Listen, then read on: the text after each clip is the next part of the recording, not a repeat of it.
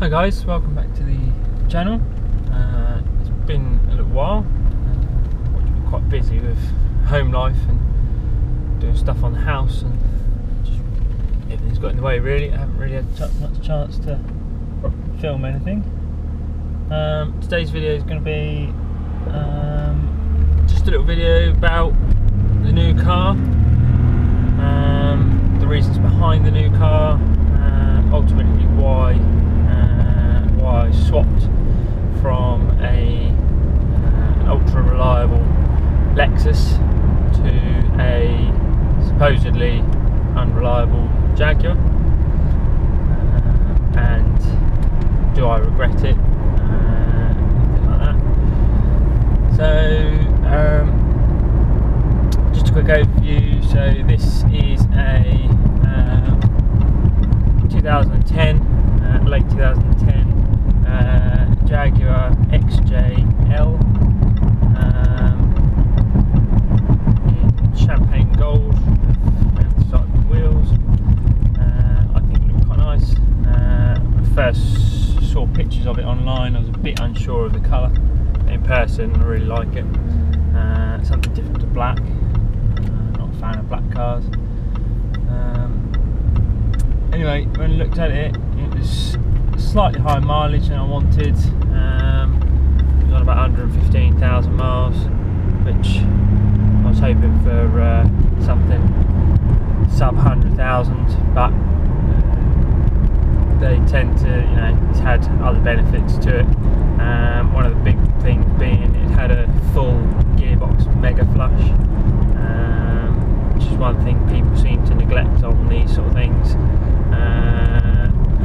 They seem to think that the gearboxes are sealed for life. They're not. 100,000 miles really is a limit for an auto box without its service.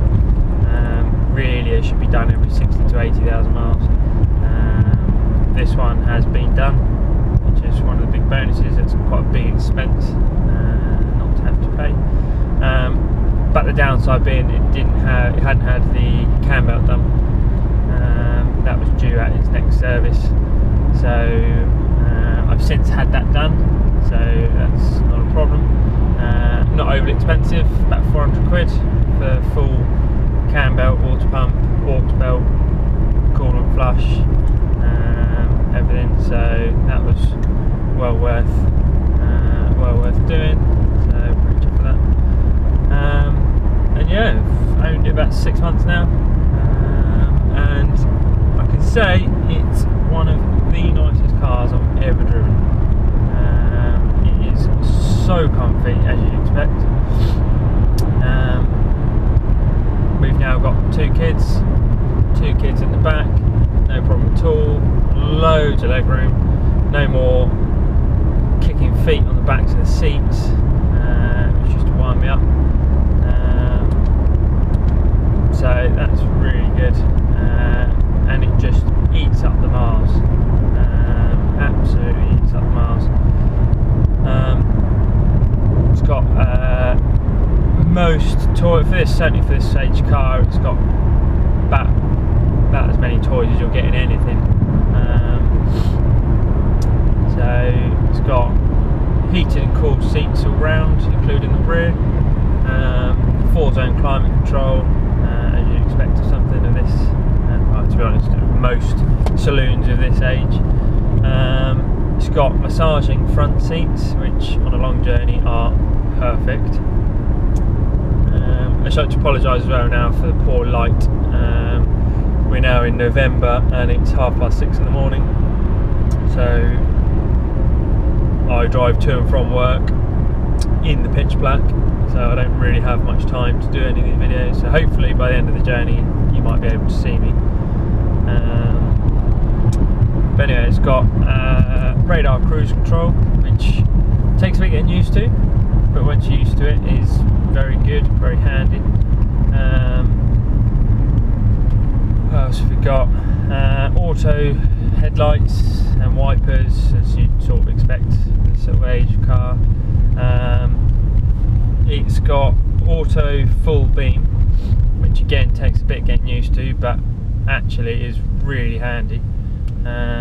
It's great going down country roads, and it just automatically detects if there's a car coming the other way, and within a split second dips the beam, and then as soon as it's gone, back up to full beam. So the risk of you forgetting that you've got your full beams on is non-existent now, so you're not going to accidentally flash someone, which is always a bonus for other people anyway.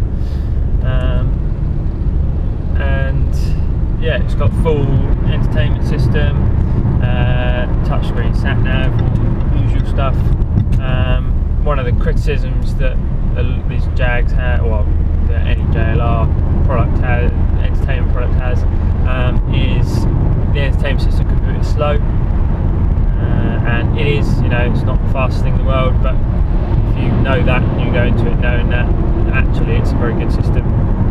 Sat nav works well, all the climate control seems to work really nicely, everything's easy to use, all laid out well. You've still got all the climate control buttons and the radio buttons at the bottom, which is a nice thing. I don't like everything being on touchscreen. Test drove a new VW Touareg about a year ago now, and that was horrible to use because every time you wanted to do something, there was a little menu and you were sort of waving your hand around and trying to find the right button, and it was just a nightmare. So yeah, the entertainment system is really easy to use. It's got DAB, which seems to work quite well. Bluetooth, normal FM radio obviously. It's got a hard drive, so you can, there's USB ports and stuff in here, so you can upload some music to your hard drive. Not that it really does that anymore with Spotify and such like. It has got aux, and it has got Bluetooth as well, so you can pair your phone to Bluetooth as you would in most cars to do your phone prep. But it'll also, you play music through Spotify, and then you can skip songs and everything, which is a nice bonus over aux, and that seems to work very well. Not had any problems with that, which is good. It's got the awesome looking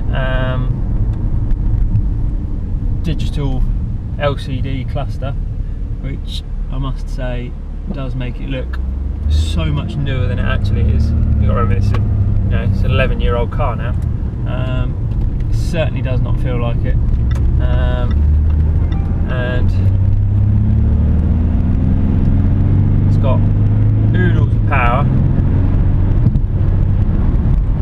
Not the fastest thing in the world, you know. At the end of the day, it's still diesel. It's 275 brake horsepower, which is it's about up there. The only thing really you'll get more powerful than that in the 3-litre diesel will be some of the by TDI Audis and the twin turbo BMWs, the 740s, that sort of stuff. But it shifts very well. 0 to 60 I think in about 6 seconds or something like that. Not that you really care too much about that in a car like this, but it, you know, pushes you along nicely. It grips the road amazingly well. It's one of the best handling cars I've ever driven, despite being certainly one of the longest. It's got 275 wide rear tyres, so it's got plenty of grip. Rear drive obviously, which could prove a problem when we come to winter, but that's what I've got a Discovery for. So it's got dynamic button stuff down here, and a sport mode on the gearbox. So dynamic mode, press it, all the dials go red, pulls the seat belts tight as well, which is a nice little feature, a bit quirky, but you know, it's nice. Firms up suspension, firms up all the steering, throttle response and all that sort of stuff. You know, not sure it really makes it go any faster, but it makes it feel a bit faster. And you put it in sport mode, and it just holds the revs a bit more in the gears. Again, that all seems to work nicely, but it's just a bit one of those things you never really use. You show people how it does it and that, but other than that, you never really use it. one of the biggest draws of this car, and one of the main reasons why I swapped from the Lexus to this, is the MPG. So this is 3 litre V6 diesel, and let's say 275 brake, fairly nippy. You know, it's a lot faster than the Lexus was, a lot faster. Even though it only weighs about a quarter of a tonne less than the Lexus did. And yet this will return on a journey 54-55 miles per gallon on a short run, and you know, sort of my normal drive to work is 50% motorway and 50% country road.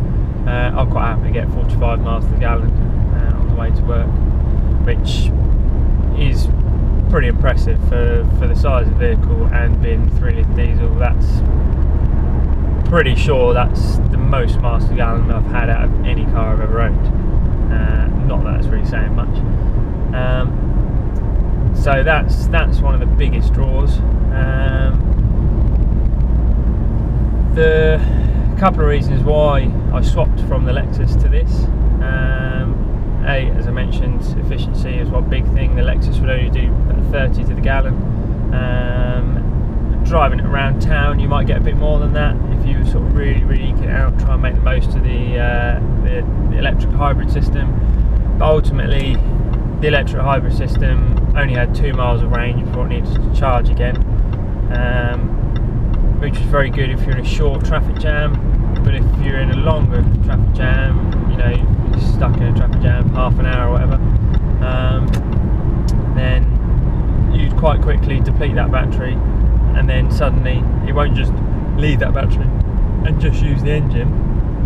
It then turns the engine on, raises the revs, and holds it at, like, I don't know, you didn't have a rev counter, but about 2000 RPM until you've got some more charge in the battery to use again, which seemed like a bit of a silly idea really, with the whole idea being efficiency. Suddenly you sat there with the engine running faster than it would normally in traffic and using more fuel. So that was a bit of a thing. But yeah, again, that was a 10-year-old car. Yeah, big one being efficiency. This almost doubles what it will do on a run, what the Lexus will do on a run, and having the Lexus, which did 30 miles per gallon, and the Discovery that does 25 miles per gallon, as a family car going away, holiday and stuff like that, it just didn't really make sense. Didn't need 2 big cars as well. Now I've got the Discovery, and I need the Discovery for towing and stuff, so the Discovery wasn't going to be the one that was towing. One of the biggest factors that brought this whole change around was actually used car prices at the moment. I know quite a lot of people have been saying that. So I paid, about 2.5 years ago, I paid 9,300 for the Lexus when I bought it, and did 25,000 miles in it over 2.5 years. And then We Buy Any Car offered me, originally they offered me about 9,800 for it. So I was like, well, I'll go down and see what they'll actually offer me, because they never offer you what they do online.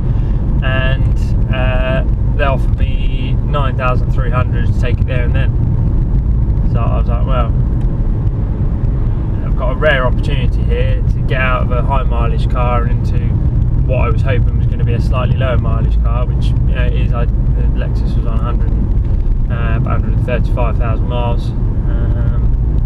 So yeah, it was a good opportunity to get out of a big car that, you know, we wanted something more efficient, and a car that I'd done lots of miles in and hadn't really cost me that much. I had to do brake calipers and stuff on it. There was quite a lot of technology to it as well, and which made home or DIY repairs on it a bit more tricky. Not impossible, but just added that extra layer of complication. So when I did the front calipers on it, because they'd seized, I bled the brakes as you would normally, but unfortunately, because being a hybrid, there's a special procedure you have to do, where you have to open solenoids and stuff, because it's got the first part of the brake pedal is actually battery and not brake pedal until slower speed, so it's got all solenoids and stuff in the brake system. So I had to open all of those using the Toyota software. Using the Toyota software wasn't that straightforward. It took me most of an evening to try and figure it out, and without doing it, it locked out all the hybrid systems, so it was purely a petrol car with no ABS. But anyway, managed to get that done. That wasn't really too much of a problem, and yeah, it was a fantastic car. If I had the opportunity, I think I probably would have another one. I'd quite like a newer one, but I think, as with all those things, technology moves on so fast that having a hybrid with a battery life of only 2 miles is limiting. It's fine if you use it around town, but we were wanting it for long journeys, because there's no way I'm doing long journeys in the Discovery. So yeah, it just made a lot of sense. I'm always a sucker for the British JLR. I've had a couple of Range Rovers and stuff in the past, lots of MGs, Rovers, a couple of Jags. I had an early XJ8 a couple of years ago, minis, that sort of stuff.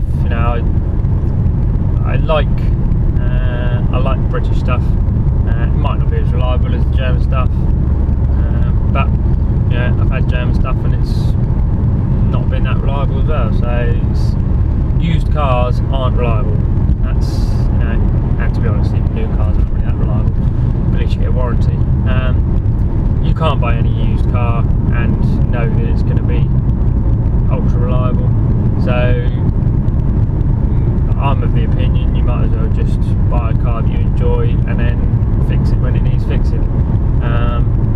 As I've learned with the Discovery, a lot of the JLR JLR vehicles, probably not quite so much the brand new couple of year old ones, but they're on warranty, so you don't need to worry. Parts are very available. Knowledge is extremely available. There's huge forums, Facebook groups and such like, that give you a wealth of knowledge, albeit some of that knowledge not quite right, as I've been finding out with the Discovery. But I've just done 50% overhaul on the suspension on the Discovery, and people claim it's a sort of £2,000-3,000 job, and I've managed to do the whole lot for less than £1,000. So if you look in the right places and you're willing to do the work yourself, which I'm more than happy to do the work myself, then they're not that expensive. And yes, there's big items that can go wrong. You've got a big engine in the front, you've got a 6-speed ZF gearbox, but the 6-speed ZF gearbox in this is the same gearbox that's in the BMW 5 Series and such like, so better off there. If BMW used it, it's the best of the best as long as you look after it. The biggest problem is people don't look after them, and I think this one has been fairly well looked after. So I've had it 6 months now, done about 8,000 miles in it, I think, and it's been great. Absolutely loved it. It's reassured me that I've made the right decision.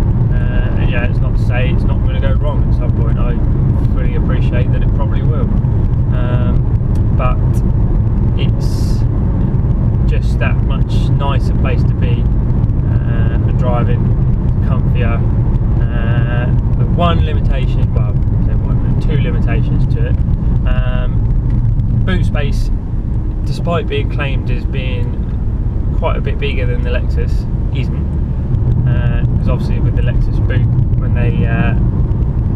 when they quote that, doesn't include above the parcel shelf, so obviously you can stack stuff up. This is a bit more tricky to fit a lot of stuff in. I mean, it's not small by any means. I think it's about 520 litres, so it's still way bigger than most saloons and that.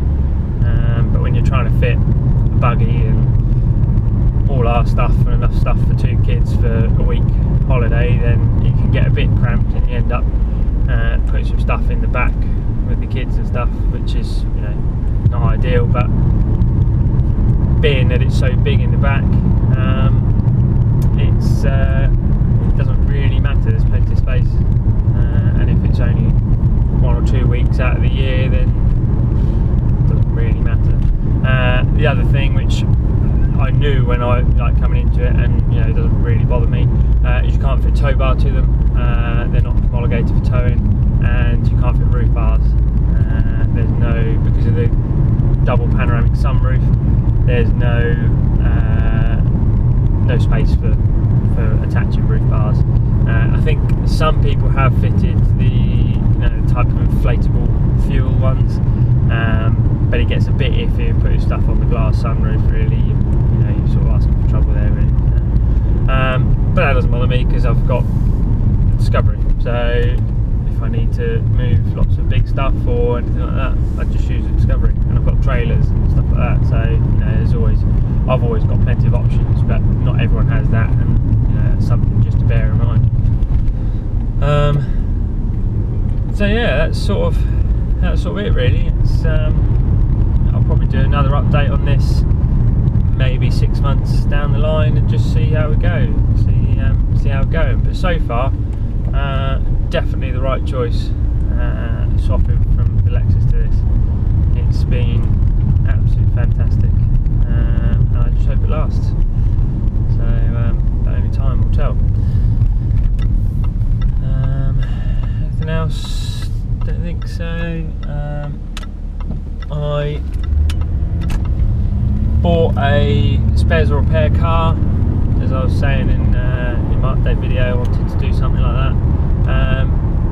Hadn't really planned on doing it, but the car on eBay was going for pretty cheap, so I put in a bid, and lo and behold, won said car.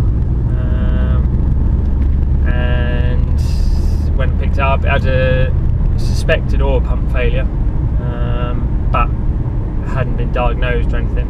It was just a case of, it said, that's oil pump failure. So a bit of a whim,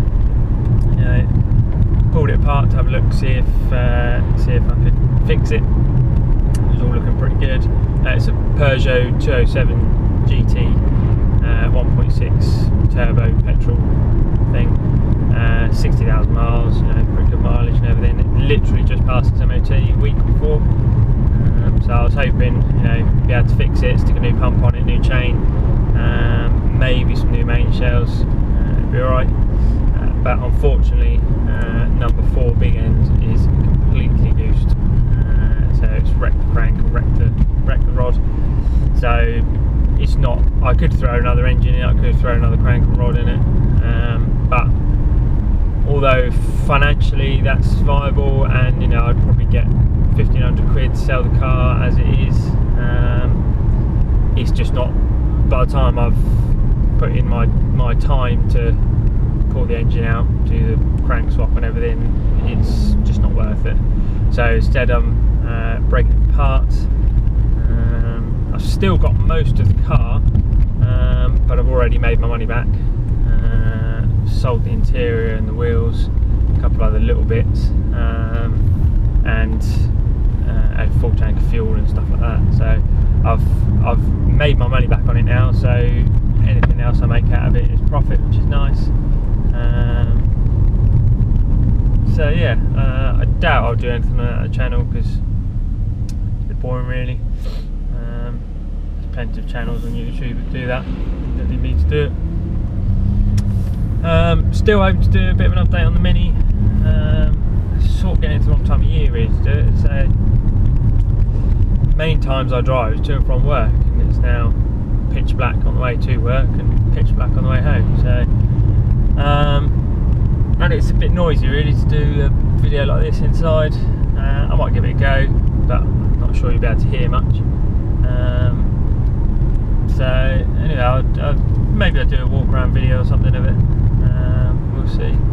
That's the plan for that, is coming off the road probably end of this month, November, and then the work can start on supercharging.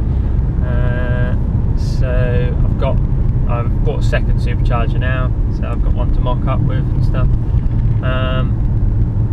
Started to create drawings and stuff for the pulley,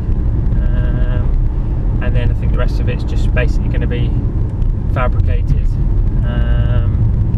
because there's some kits available now for the Eaton M24s, but they don't really do what I want.